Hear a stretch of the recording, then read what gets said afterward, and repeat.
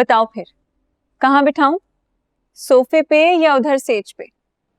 वैसे तुम्हारे अब्बा को रुखसती की इतनी ही जल्दी थी तो कमरा तो सजवा देते। अब बताओ, सुहागन की सेज ऐसी होती है क्या, इतनी रूखी फीकी? रुखसती तो 1 साल बाद होनी थी, ये तो पता नहीं अचानक क्या हुआ। एक हसीन हादसा हो गया है ना। लेकिन याद रखना है माँ, कोई भी हादसा यकदम नहीं हो जाता। वक्त न जाने कब से उसकी परवरिश में लगा होता है। और तुम्हारे केस में तो मुझे साफ नजर आ रहा है कि ये बेवक्त की रुखसती तुम दोनों की मिली भगत है। तुम अच्छी तरह जानती हो मुझे शादी का कतई कोई शौक नहीं था। फिर भी अब्दुर्रहमान को देख के तुम्हारी राल तो टपकी ना। बकवास बंद करो अपनी। तुम्हें अगर यही बातें करनी है तो तुम जा सकती हो यहाँ से, मुझे तुम्हारी कोई बकवास नहीं सुननी। बड़ी ही जल्दी है तुम्हें अब्दुर्रहमान से मिलने की, इसलिए तुम मुझे भगाना चाह रही हो ना। सब समझती हूँ मैं। और फिर कहती हो कि तुम्हारी राल नहीं टपकी अब्दुर्रहमान को देख के। फौजिया परवीन ने भी 3rd डिवीजन में BA पास किया है। दिल का हाल मैं चेहरा पढ़ के बता सकती हूँ। देखूंगी सुबह उस पे तुम्हारा रंग चढ़ता है या तुम पे उसका।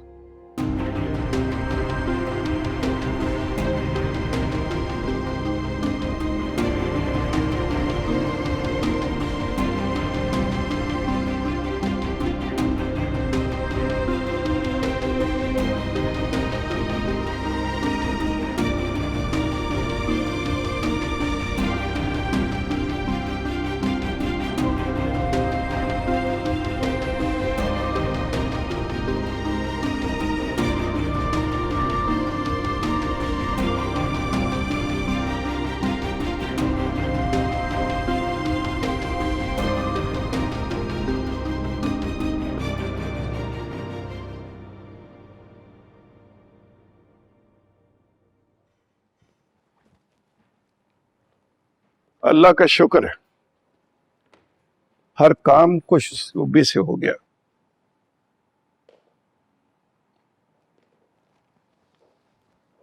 मीर साहब, मुझे बिल्कुल अच्छा नहीं लगा। जब बात निकाह की हुई थी तो ये रुखसती कहाँ से बीच में आ गई?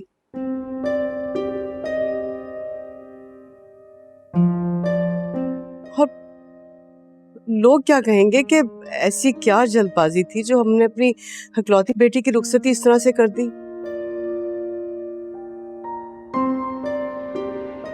100 तरह के सवाल उठेंगे कि क्यों इतनी जल्दी में रुखसती की गई। जल्दी तो थी क्योंकि पहले बहुत देर हो चुकी थी।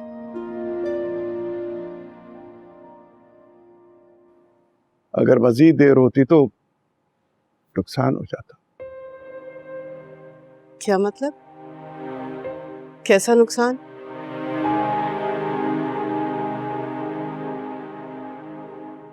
मीर साहब, आप इस बात को मान लीजिए कि जो कुछ भी हुआ है ना, आपके जल्दबाजी के फैसले की वजह से हुआ है।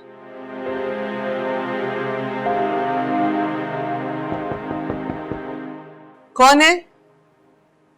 आओ सुहरा। क्या हुआ, सब काम सिमट गए ना?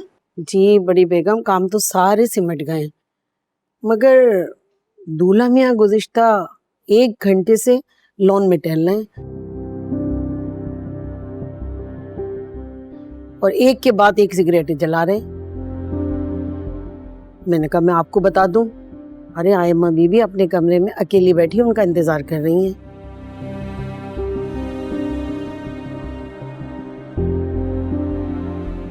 अच्छा ठीक है, तुम जाओ, जाके सो जाओ। सुबह नए सिरे से बहुत सारे काम जमा हो जाएंगे, तुम जाओ। ठीक है। फिर साहब, आप परेशान ना हो, मैं पूछता हूं कि वो आधी रात को कमरे से बाहर क्यों आए? मीर साहब,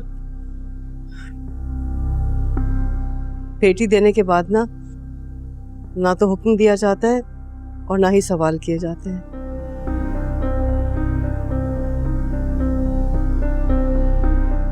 बस दरख्वास्त की जाती है।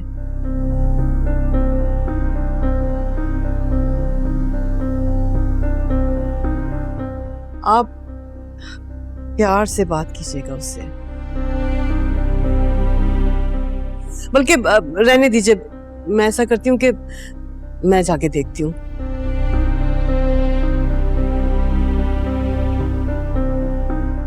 शायद मेरा बच्चा इस खुशी के मौके पे अपने माँ बाप को याद कर रहा होगा।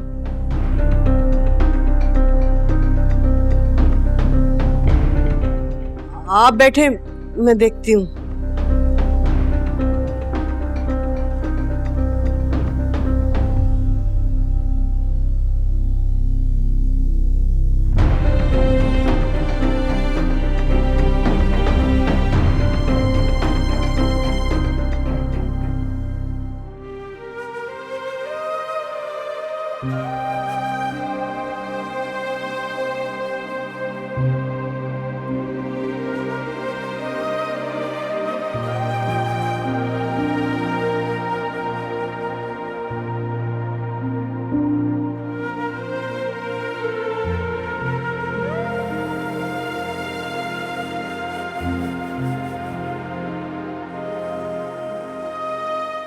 अब्दुर्रहमान,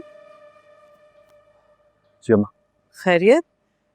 मैंने ऊपर से देखा, इस वक्त तुम यहाँ क्या कर रहे हो? कुछ नहीं, बस अंदर थोड़ी सी घुटन महसूस हो रही थी, इसलिए बाहर आ गया। आधी रात हो गई है बेटा, अपने कमरे में जाओ, जाके आराम करो। और वो आयमा वेट कर रही होगी तुम्हारा। जी, आप जाइए, मैं आता हूँ।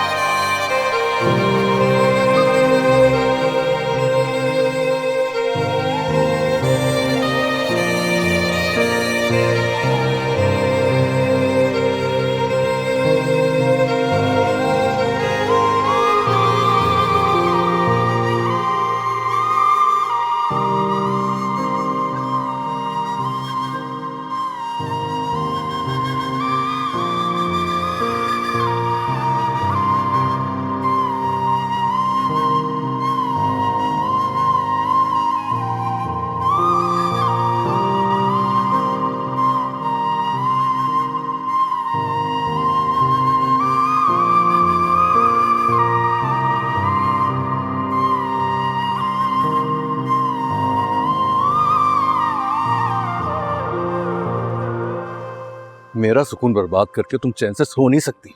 छोड़ो मुझे।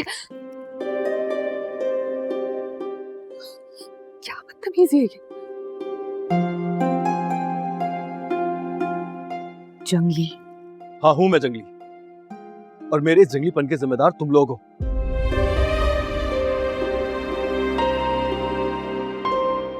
सारी जिंदगी यतीम भतीजे को सहारा देके दुनिया भर की तारीफें बटोर ली,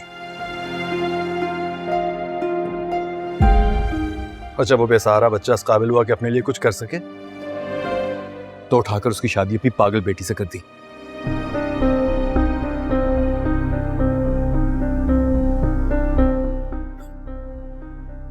अब तो मेरी सारी जिंदगी एहसान चुकाने में ही गुजर जाएगी। क्या एहसान एहसान की रट लगा रखी है। रिश्तों की कोई कमी नहीं थी मुझे।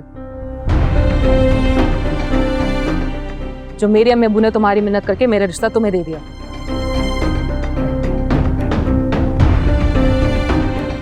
और क्या कमी है मुझ में? खूबसूरत हूं, जवान हूं, पढ़ी लिखी हूं और दौलतमंद भी। तुम्हारे पास कोई रीजन है मुझे ठुकराने के लिए? है एक रीजन, और बहुत वैलिड रीजन है। I am Abdul Gaffar. मैं तुमसे प्यार नहीं करता। प्यार के वादे करके गैर कर दिया, जा समझी? फिर हमने और ना ही कभी कर सकूंगा। आबाद तू ना होगा मेरी तरह, तूने मेरे दिल में इतना जहर भर